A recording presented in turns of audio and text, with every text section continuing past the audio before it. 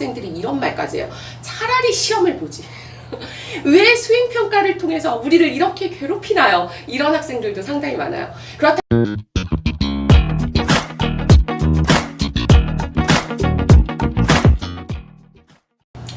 어떤 문제도 피해갈 수 없는 수학의 백신 백은하입니다.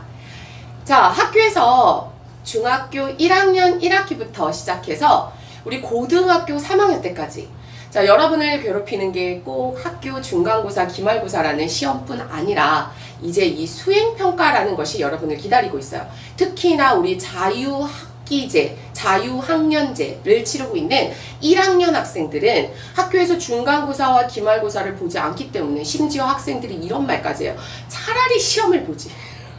왜 수행평가를 통해서 우리를 이렇게 괴롭히나요? 이런 학생들도 상당히 많아요. 그렇다면 여러분이 만약에 중학교 1학년을 입학을 앞두고 있는 친구들이라면 아니면 지금 현재 중학교 2학년, 3학년 학생이라 하더라도 아, 내가 수행평가가 뭔지는 알겠는데 아니면 수행평가가 도대체 뭐예요? 이런 친구들. 그런데 실제로 선생님이 만나본 학생들 중에서 고등학교 1학년인데도 아직까지 자기 수행평가가 도대체 수행평가의 목표가 무엇이며 내가 수행평가를 위해서 무엇을 준비해야 되고 선생님 수행평가는 그냥 평소 실력대로 하는 거 아닌가요? 물론 그 내용은 좋지. 그런데 그렇게 했다가는 아주 큰 코 다친다는 거. 그래서 선생님이 오늘 준비한 강의는 자, 여러분을 위해서 중학교 1학년 1학기 과정 그리고 3학년 2학기 과정까지 치르게 되는 이 수행평가에 대한 이야기들과 그 수행평가에서 다뤄지는 내용들도 다뤄줄 거지만 일단 오늘 1강에서는 수행평가가 뭐고 왜 수행평가가 여러분을 괴롭히는 건지 아니면 여러분에게 뭔가의 좋은 것을 주기 위한 제도인지 자, 이런 것들에 대한 이야기를 한번 나눠보는 시간을 갖도록 하겠습니다. 우리 이런 말 하나? 지피지기면 백전백승이다. 나를 알고 적을 알고 결국 내가 이 시험이 뭔지에 대한 이 시험의 목표와 이 방향성을 정확하게 알고 그리고 이 시험에 어떤 문제가 나올지를 알고 내가 접근한다면 여러분이 분명히 수행평가에서도 좋은 점수를 받을 거라고 선생님 생각합니다. 자, 선생님은 많은 학생들을 가르쳐 오면서 이 수행평가에 대해서 한 학교만을 이야기하는 게 아니라 전국에 있는 많은 학교들의 수행평가를 분석을 많이 했어요. 자, 그리고 나서 선생님도 고민을 많이 했죠. 선생님이 가르치는 학생들이 수행평가에서 만점을 받기 위해서 그러려면 이 수행평가가 무엇인지를 정확하게 먼저 알아야 되겠죠. 수행평가란 도대체 무엇이냐? 자, 여러분을 괴롭히기 위해서 만든 제도가 아니라 오히려 반대로 학습에 대한 부담을 중간고사와 기말고사라는 이 결과에 의해서 학생들의 성적을 좌우하는 과정이 아니라 상시로 평소에 이 친구가 진짜 열심히 잘했어. 수업 태도도 너무 괜찮고 수업 시간에 한 단원 한 단원 할 때마다 너무 완성도도 좋고 과제도 정말 잘하는 착한 학생이고 선생님한테 정말 착한 학생. 그런 학생이 선생님들 보기엔 착한 학생이지. 선생님들 수업도 정말 너무 적극적으로 막 눈에 레이저를 쏘면서 막 참여하고 이런 학생인데 이상하게 시험만 보면 결과가 너무 안 좋게 나오는 거예요. 그러면 그 친구를 평가하는 입장에서 선생님 입장에서도 얼마나 안타깝겠어.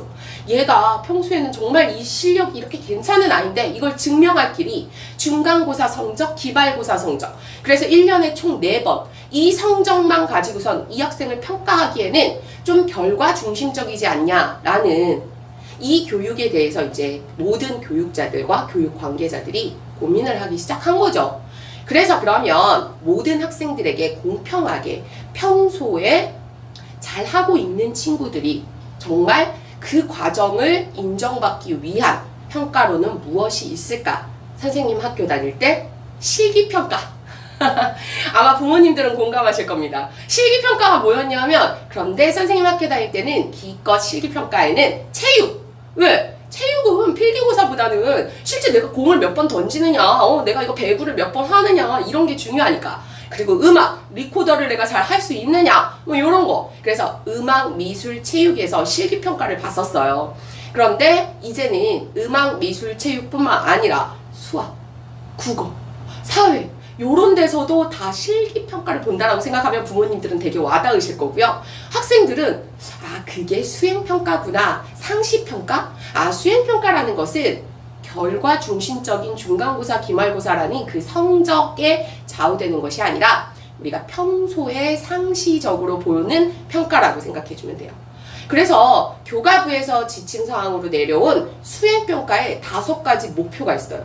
선생님이 그 5가지 목표를 한번 읽어줘 볼게요. 자, 첫 번째, 학생들의 고차적인 사고 능력을 향상시킬 수 있어야 한다.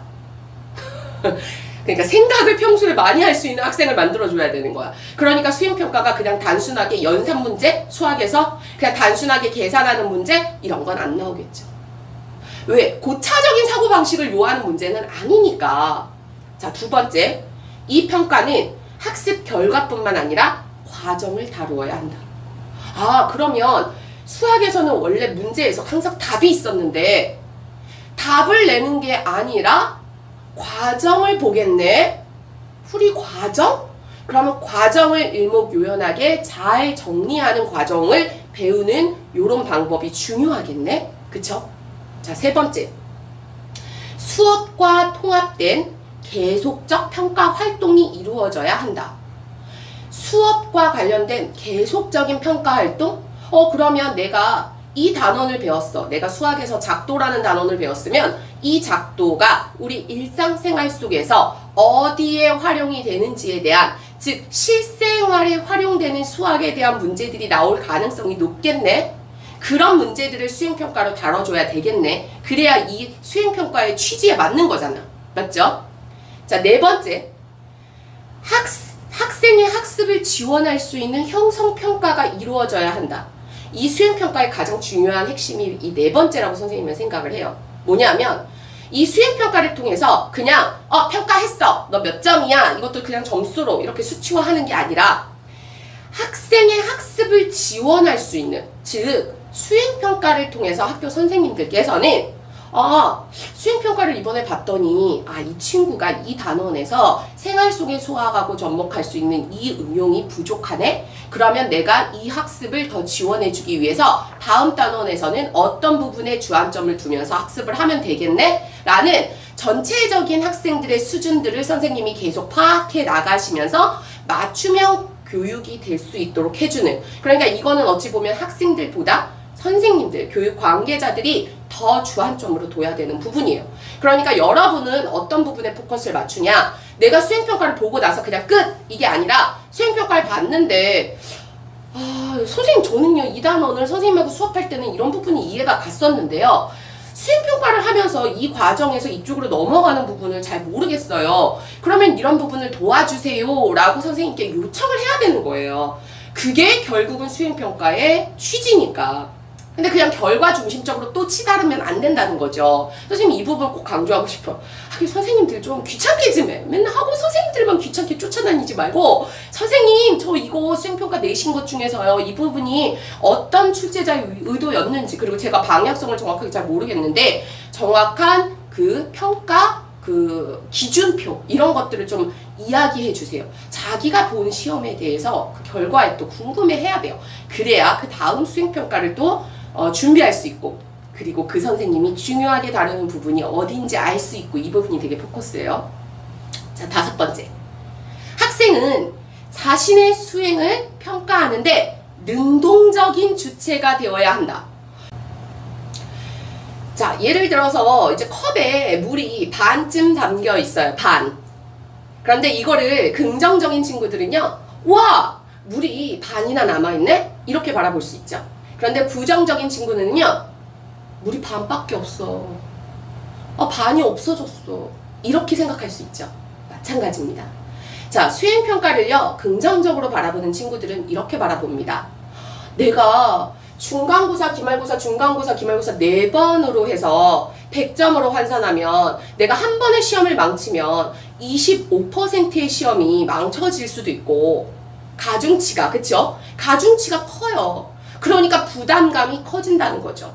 하지만 그 비중을 더 세세하게 나눈다는 건 한 번 한 번에 대한 시험들에 대한 부담감이 적어질 수 있다는 얘기예요. 자, 그런데 이거를 부정적으로 바라보는 친구들은 이렇게 바라볼 수 있어요. 맨날 시험이야. 맨날 시험이야.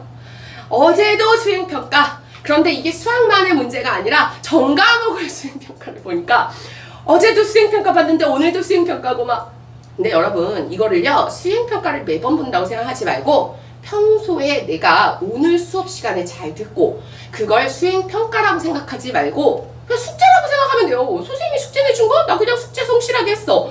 내가 평소에 선생님하고 수업 잘 듣고 과제 열심히 했더니 점수가 잘 나오네?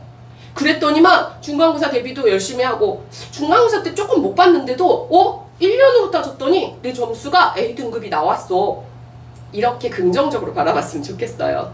그래서 수행평가가 얼마나 중요하냐, 이 비중이 이렇게 중간고사, 기말고사로 분산될 수 있다는 거. 자, 그 다음에 또 하나는요, 요즘에 중학교들이 학교 시험이 점점 쉬워지고 있어요. 옛날에 비해서. 물론 아직까지도 난이도가 좀 어려운 그런 학교들 몇 개 이제 유명한 학교들이 있죠. 그런데 중간고사와 기말고사가 중학교 때 쉬워지다 보니까 평가하기가 학교에 40%가 A등급인 거예요. 그러면 이제 이 친구들이 오해를 하죠. 고등학교 올라가서 나는 중학교 때 A등급이었으니까 나 고등학교 가면 1등급이야? 무슨 소리. 고등학교에서는요 4%가 1등급이고요 40%까지가 4등급입니다 여러분. 그러니까 이 1등급에서 4등급까지 받을 수 있는데, 제가 중학교 때 A등급을 받았다고 해서 고등학교 가서 4등급 받는 거 너무 당연한 수치인데 성적이 떨어졌어. 고등학교 갔더니 성적이 떨어졌어. 이렇게 오해하는 친구들이 있습니다. 아니에요. 그만큼 중학교는 변별력이 너무 떨어졌습니다. 그래서 변별력이 떨어지다 보니까 실력도 당연히 학생들의 실력을 객관적으로 평가하기가 너무 힘들어지고 있어요. 그래서 중요한 게 바로 평소에 얼마나 꾸준히 잘 해놓느냐, 이것도 중요하고, 심지어 고등학교에서는요 예를 들어서 4%가 1등급인데 그 해 시험이 갑자기 너무 쉽게 나온 거예요. 그래갖고 전교에 이미 100점자가 막 100명이야. 아니면 너무 극단적인가? 100점자가 50명이야. 그럼 그 50명을 다 1등급을 줄 수는 없잖아요. 4%인데. 그러면 이제 이 친구들은 수행평가에 의해서 등급이 나뉘어지게 됩니다. 그러면 중학교 때부터 수행평가를 성실하게 꼼꼼하게 준비해 놓은 친구들이 고등학교 가서도 성실하게 준비해서, 설사 우리 학교 중간고사가 갑자기 쉽게 나와서 100점자가 수두룩해서 1등급 컷이 없다 하더라도 수행평가를 평소에 꾸준히 잘 준비해 놓은 친구들이 1등급을 받을 수 있는 확률이 높아지는 거죠.